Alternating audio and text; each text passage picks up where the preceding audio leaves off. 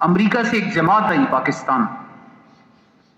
ان سے بات کرنے کے دوران ان سے ویسے ہی پوچھا کہ جی آپ جو ہیں پیدائشی مسلمان ہیں یا اسلام آپ نے قبول کیا؟ تو اس نوجوان نے بڑے حسرت بھرے انداز میں کہا کہ جی 10 سال ہوئے میں نے اسلام قبول کیا، 10 سال سے پہلے میں مسلمان نہیں تھا. اس کا مطلب یہ ہے، اس نے تو یہ نہیں کہا، لیکن مطلب کیا ہے کہ 10 سال سے میں مسلمان ہوں، اس سے پہلے میں نے کفر کی زندگی گزاری. اس کا جواب کا مطلب یہ ہے.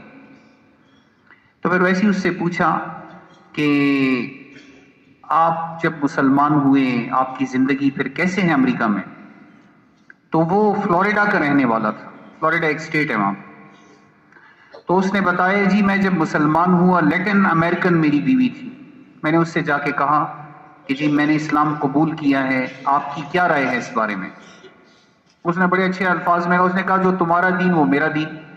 دین تو ہوتا ہی نہیں، ایتھیسٹ ہوتے ہیں زیادہ تر لوگ. ہم نے باہر ملکوں میں دیکھیں، آپ نے جس سے سفر کیا ہے انہوں نے دیکھا ہوگا. ایتھیسٹ کہتے ہیں جس کا کوئی مذہب نہیں ہوتا.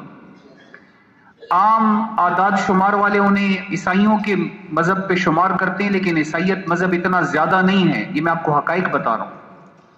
ایک تو انٹرنیٹ کی ریسرچ ہے، اس وقت میں سب سے زیادہ مضبوط اور سب سے زیادہ تعداد کے اعتبار سے ایک تو نیٹ سے انفارمیشن ہے، جو حقیقت انفارمیشن ہے جو جماعتیں لاتی ہیں اپنے ساتھ. ایک سفر میں کئی ہزار کا مجمع اسلام میں داخل ہوتا ہے، خاص طور پہ افریقن ممالک میں. آسٹریلیا کے سفر میں ہمیں ایک ساتھی نے کارگزاری سنائی.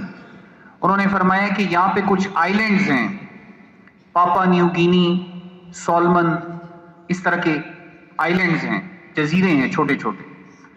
تو حاجی ابراہیم صاحب تھے، حاجی نہال صاحب فیجی کے رہنے والے باشندے تھے، پھر آسٹریلیا شفٹ ہو گئے تھے تبلیغ کی وجہ سے. ماشاءاللہ ہر سال 4 ماہ لگاتے تھے. ان کی ترتیب یہ ہوتی ہے کہ 40 دن اپنے ملک میں، 40 دن پاکستان میں یا ہندوستان میں، اور پھر 40 دن کسی قریبی علاقے میں.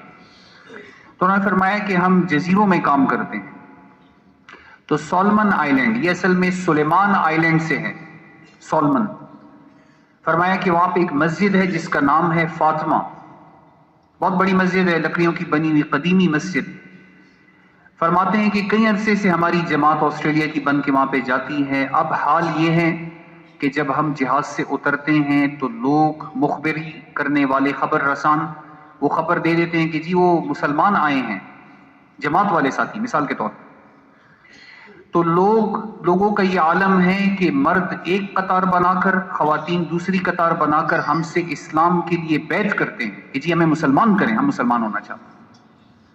تو بقول ان کے 2009 کی بات بتا رہا ہوں، ابھی تو کافی وقت گزر گیا، 2009 میں ہم گئے تھے. انہوں نے بتایا کہ انشاءاللہ امید ہے کہ آنے والے 5-6 سالوں میں سارے کا سارا جزیرہ مسلمان ہو جائے گا. اور ماشاءاللہ ہو رہے ہیں دائیں بائیں علاقوں میں. تو تبلیغ والے کیا کریں گے میرے عزیزوں؟ وَعَامِلَ صَالِحًا، کسی کو تکلیف نہیں پہنچائیں گے. کیوں؟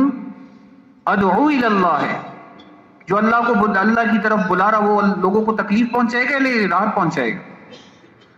المسلم من سلم المسلمون من لسانہ و یدہ،